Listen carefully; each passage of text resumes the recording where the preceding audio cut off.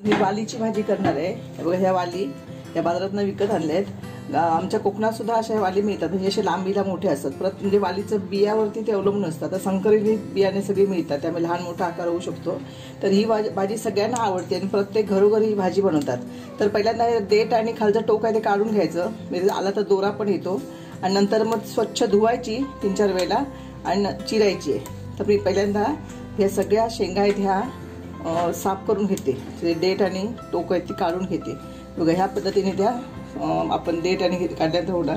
नंतर स्वच्छ धुवायच्या या पद्धतीने पाणी घेऊन मी 4 वेळा धुवून काढलेले आहे। धुतल्यानंतर असं निथळून घ्यायचं, कारण ही भाजी आपल्याला वाफेवर शिजवायची, पाणी घालायचं नाही आहे, म्हणून वाफेवर शिजवायची। तर मी आता हे असं निथळून घेतलं पाणी। तर लगेचच मी याची व्यवस्थित चुडी करून या पद्धतीने अशा थोड्या थोड्या घेऊन ही चुडी करणार आहे आणि विळीवर मी चिरणार आहे। काही लोक सुरीने पण चिरतात, पण मला सुरीवर नाही जमत अजून आहे, ते मी असं विळी घेऊन चिरणार आहे। बारीक चिरायची, जास्त मोठे ठेवायचे नाहीत, तर वाफेवर शिजवायची आपल्याला याच्यासाठी। आणि ह्या वालीच्या भाजीमध्ये बटाटा घालायचा आणि कांदा आणि ओली मिरची घातली की भाजी छान लागते। आणि थोडंसं भाजी शिजून झाली की थोडंसं वरून खोबरेल तेल घालायचं। आपलं पॅराशूट नाही, आपण जे गावठी मिळतं ना खोबऱ्याचं तेल काढलेलं असतं घाण्यावरचं, तेल घालायचं, त्याला वेगळी चव येते त्याला। तर मी अशा प्रकारे ह्या बाकी या सगळ्या वाली चिरून घेते आणि नंतर फोडणीला कसं घालायचं ते तुम्हाला दाखवते। भाजीला फोडणी करायची आहे। मी कढई तापत ठेवते, आता तेल घालते। चांगलं 2-3 चमचे तेल घालणार आहे, कारण ही आपण वाफेवर शिजवणार भाजी, त्यामध्ये पाणी नाही घालायचं। वाफेवर शिजवली की भाजी चांगली लागते त्याच्यासाठी। तर मी हे 2-3 चमचे तेल घातले। आता चांगलं तेल तापलं की आपण जरा जिरं आणि मोहरी आणि मग कांदा आणि मिरची टाकायची फोडणीसाठी। तेल जरा तापू दे। आता भाजी करण्यासाठी बघा, हे वाली चिरून घेतले, नंतर एक बटाटा हा बारीक चिरून घेतलाय, नंतर कांदा आणि 4-5 मिरच्या घेतल्या ह्या बारीक चिरून, हे खोबरं चवीसाठी, आणि थोडीशी कोथिंबीर। फोडणीसाठी मोहरी आणि जिरं घालणार आहे, हळद घालणार आहे आणि थोडासा हिंग घालणार आहे। तर आता मोहरी टाकून बघते तेल तापलंय का। हे बघा, मोहरी तडतडायला तेल तापलंय। थोडंसं 1 पाव चमचा जिरं घालते आणि एक थोडासा चिमूटभर हिंग। आता हे तडतडतंय तोपर्यंत याच्यामध्ये पहिल्यांदा मिरची टाकणार आहे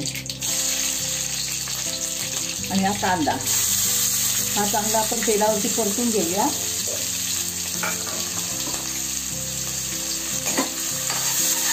हा काय जास्त शिजवणार नाही, कारण तो शिजणार आहे वाफेनंतर, फक्त आपण तेलावर असं परतून घ्यायचं।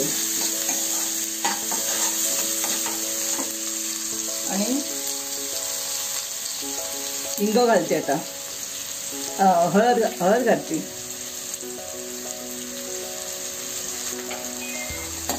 हळद सुद्धा आपण चांगली तेलामध्ये परतून घेऊया।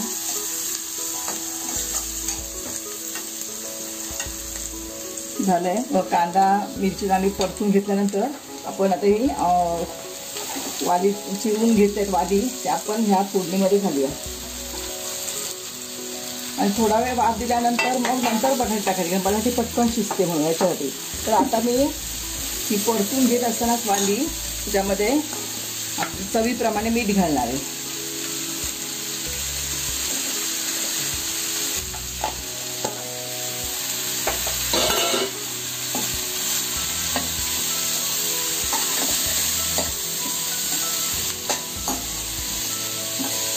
चांगलं परतून घ्यायचं, तर हळद आणि लागली पाहिजे भाजीला। आणि नंतर गॅस कमी करून मी याच्यावरती काय ठेवणार, पाणी ठेवणार आहे एका झाकणामध्ये। ते ह्याच्यामध्ये पाणी ठेवणार आहे, तर ते वाफेने शिजायला पाहिजे। आपल्याला ही भाजी वाफेवर शिजवायची आहे, अजिबात आतमध्ये पाणी घालायचं नाही, झाकणावर पाणी ठेवून शिजवायची आहे। तर आता आपण 5 मिनिटाला वाफ देऊया।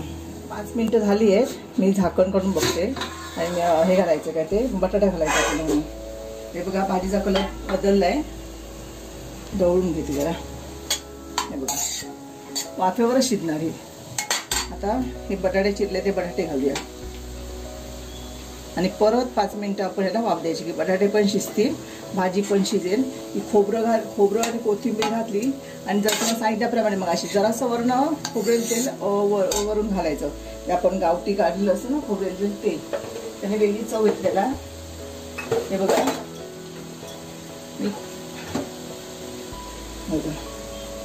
असं खोबरेल तेल मिळतं, हे लाकडी घाण्यावर काढलेले खोबरेल तेल. आणि हे आपण जरासं ला वरून असं घालायचं आहे. तुम्हाला नंतर मी दाखवते.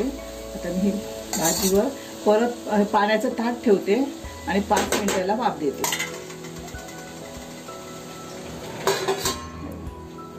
गॅस कमीच ठेवलाय. आता 5 मिनिटं झालेली आहे. बटाटी आपली शिजली का बघूया.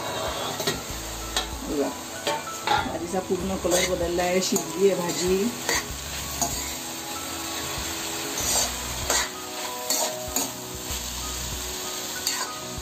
बटाटे बघूया शिजली आहे का.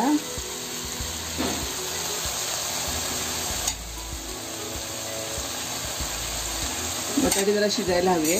2 मिनिटं मी आणि ठेवणार आहे. आता मी खोबरं घालूनच एकदम तेल खोबरं घालणार आहे आणि एकदम ठेवणार आहे. आता पहिल्यांदा मीठ लागलंय का मी बघते आधी.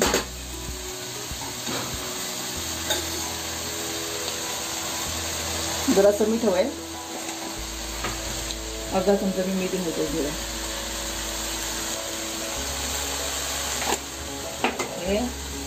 खोबरं आणि कोथिंबीर घालते पण झाकण लावून आपल्याला वाफेवरती बटाटे शिजेल 2 मिनिटांमध्ये. अगदी सुंदर कलर दिसतो भाजीचा तो बघा खोबरं घातल्यानंतर. आता ते चव येण्यासाठी मी थोडंसं चमचाभर खोबरेल तेल घालते आणि परत मी झाकण लावून बटाटे थोडी शिजायची आहे ना, म्हणजे झाकण लावून जे ते पाणी असल्यास ताट ठेवते मी 2 मिनिटासाठी फक्त, की आपली भाजी तयार होईल. 5 मिनिटं झाली आहेत आणि आपली वालीची भाजी ही आता तयार झालेली आहे. गरमागरम भाकरीबरोबर खायला अस्सल कोकणातली वालीची भाजी तुम्ही नक्की करून बघा. ती कशी झाली हे आम्हाला नक्की कळवा. व्हिडिओ आवडला तर व्हिडिओला लाईक करायला विसरू नका आणि चॅनलला नक्की सबस्क्राईब करा.